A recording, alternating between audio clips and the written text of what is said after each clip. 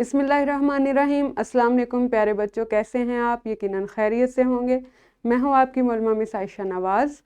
हम जमात दोम की उर्दू पढ़ रहे हैं। सबक नंबर 10 का आगाज़ हम कर चुके हैं। हमने इसको पहले 3 हिस्सों में पढ़ लिया है। आज हम इसको चौथे हिस्से में पढ़ेंगे जिसका उन्वान है कवानीन की पाबंदी। आज आपके पास हासिल तालुम है उर्दू बोलचाल में जुमलों के तसलसल को मरबूत करके मानी अखज़ कर सकें और वाक़या या कहानी समझ सकें।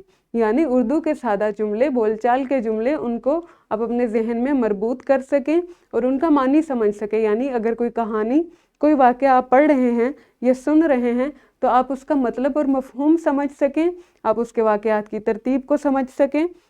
आज हम इस हासिल तालुम पर काम करेंगे। रसूल अल्लाह सल्लल्लाहु अलैहि वसल्लम ने इरशाद फरमाया, पीने की चीज़ में फूंक ना मारो। बच्चों, सीखने के लिए ये बहुत अहम बात है।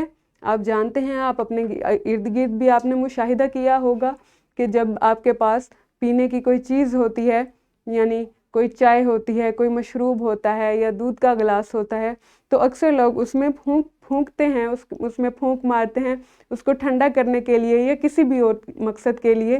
तो हज़रत मोहम्मद सल्लल्लाहु अलैहि वसल्लम ने इस अमल से मना फरमाया है। उन्होंने कहा कि पीने की चीज़ में फूंक ना मारो। इससे कुछ जरासीम भी उसमें जा सकते हैं और इसकी और भी वजूहात हो सकती हैं।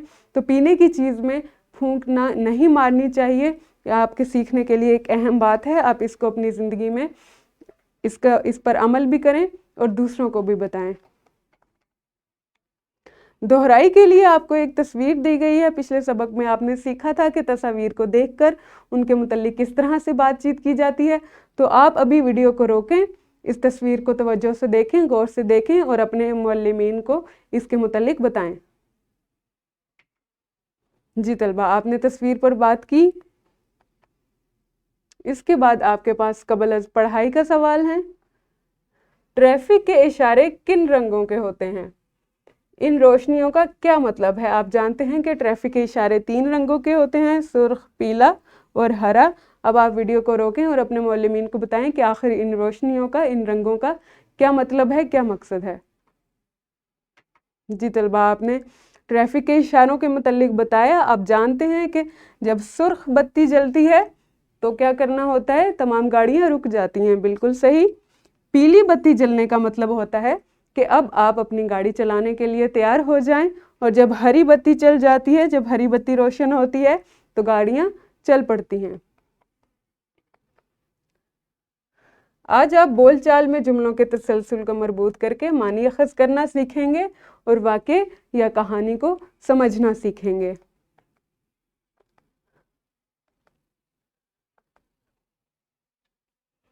यहाँ पर आपको एक बहुत ही अहम बात बताई गई है। क्या आप जानते हैं ज़ीब्रा एक जानवर है जिसकी खाल पर काली और सफ़ेद पट्टियाँ होती हैं। चूँकि ज़ीब्रा क्रॉसिंग का रंग भी ज़ेब्रे की खाल जैसा होता है, इसलिए इसे ज़ीब्रा क्रॉसिंग कहा जाता है। आप जानते हैं कि सड़क पर पैदल चलने के लिए जो रास्ता बनाया जाता है वो इस तरह से काली सड़क पर सफ़ेद पट्टियों की सूरत में होता है। सड़क पर सफ़ेद पट्टियाँ बनाई जाती हैं जिनको ज़ीब्रा क्रॉसिंग कहा जाता है और ये एक ख़ास रास्ता होता है जो पैदल चलने वालों के लिए, सड़क पार करने के लिए होता है। तो इसको ज़ीब्रा क्रॉसिंग इसलिए कहा जाता है क्योंकि आप जानते हैं कि ज़ीब्रा की खाल का रंग कैसा है? काली और सफ़ेद पट्टियों जैसा। बिल्कुल सही, आप जानते हैं, ज़ीब्रा को आप पहचानते हैं। इसकी खाल का रंग आप देखते हैं काला और सफ़ेद है। इसी तरह से सड़क पर पैदल सड़क पार करने के लिए जो रास्ता बनाया जाता है उसे ज़ीब्रा क्रॉसिंग कहा जाता है। सबक शुरू करने से पहले हम देखते हैं कि हमारे पास ख़ास अल्फाज क्या हैं। मैं इन अल्फाज को आपके लिए पढ़ती हूँ, आप तवज्जो से सुने और मेरे साथ दोहराइए। पहला लफ्ज़ है रेस्क्यू, रेस्क्यू। दूसरा लफ्ज़ है पैरवी। तीसरा लफ्ज़ है ज़ीब्रा क्रॉसिंग। चौथा लफ्ज़ है हमेशा। पांचवा लफ्ज़ है कवानीन। रेस्क्यू, पैरवी, ज़ीब्रा क्रॉसिंग, ہمیشہ، قوانین۔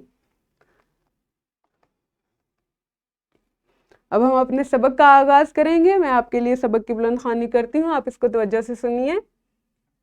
فرحان اور ملیحہ اسکول سے واپس آ رہے تھے۔ سڑک پر اچانک سے ایک شور کی آواز آئی۔ انہوں نے دیکھا کہ ایک بچہ رکشے سے ٹکرا گیا ہے، اسے چوٹیں آ گئی تھیں۔ لوگ اس کے پاس گئے، اسے اٹھایا اور ریسکیو 1122 پر اطلاع کر کے ایمبولینس منگوائی۔ فرحان اور ملیحہ نے سارا واقعہ گھر آ کر ابو کو سنایا۔ ابو نے پوچھا، بیٹا کیا وہ بچہ زیبرا کراسنگ سے سڑک پار کر رہا تھا؟ ملیحہ نے کہا، نہیں ابو جان، وہ سڑک کے بیچ میں سے گزر رہا تھا۔ ابو نے کہا، دیکھا بیٹا، قوانین کی پیروی نہ کرنے سے ہمیشہ نقصان ہوتا ہے۔ اگر وہ بچہ زیبرا کراسنگ سے سڑک پار کرتا تو اسے چوٹیں نہ آتی۔ فرحان نے پوچھا، ابو اگر کسی سڑک پر زیبرا کراسنگ نہ ہو تو ہم کیسے سڑک پار کریں گے؟ بچوں، آپ یہاں پر دیکھ رہے ہیں کہ دو بچے ہیں، دو بہن بھائی ہیں، فرحان اور ملیحہ، جو کہ اسکول سے واپس آ رہے تھے تو انہوں نے سڑک پر ایک حادثہ پیش آتے ہوئے دیکھا۔ ایک بچہ تھا جو سڑک کے بیچ میں سے سڑک پار کر رہا تھا، تو وہ کسی گاڑی سے ٹکرا گیا، وہ رکشہ سے ٹکرایا اور وہ گر گیا اور اسے چوٹیں بھی آ گئیں۔ تو لوگوں نے جلدی سے کیا کیا، ریسکیو 112 پر اطلاع کر کے ایمبولینس منگوائی اور اس کو ہسپتال پہنچایا۔ تو ملیحہ اور فرحان نے گھر آ کر جب اپنے ابو سے اس واقعے کا ذکر کیا تو انہوں نے سوال کیا کہ کیا وہ بچہ زیبرا کراسنگ سے سڑک پار کر رہا تھا؟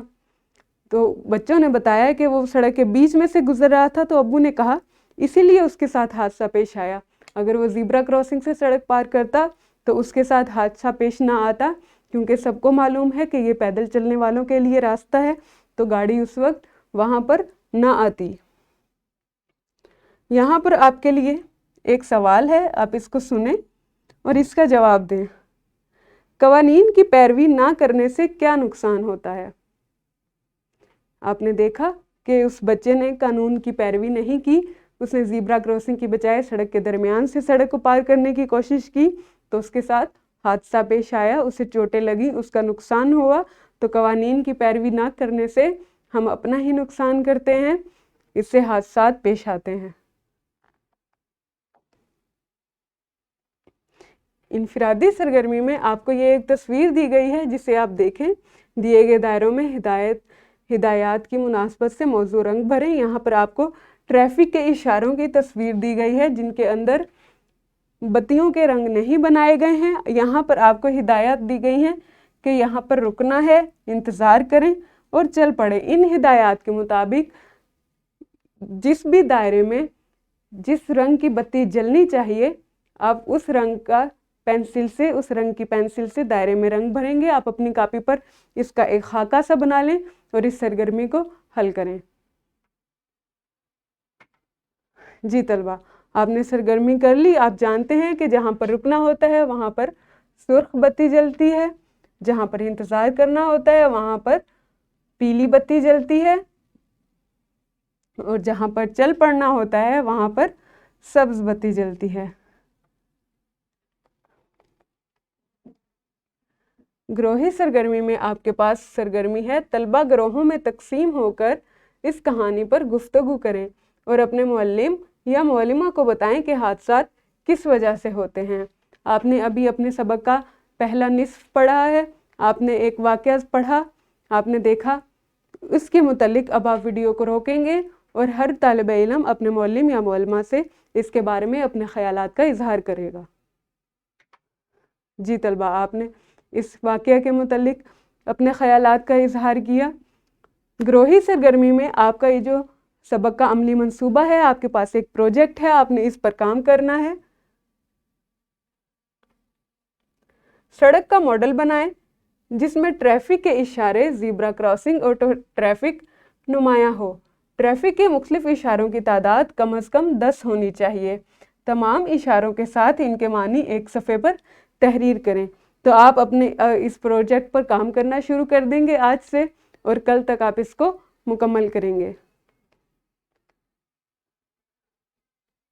یہاں پر آپ کو گھر کا کام دیا گیا ہے۔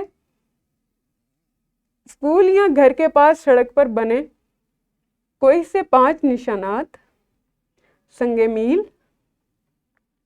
یا سائن بورڈ والدین کے ہمراہ دیکھیں اور کاپی پر ان کی تصاویر بنا کر ان کے مطلب بھی تحریر کریں۔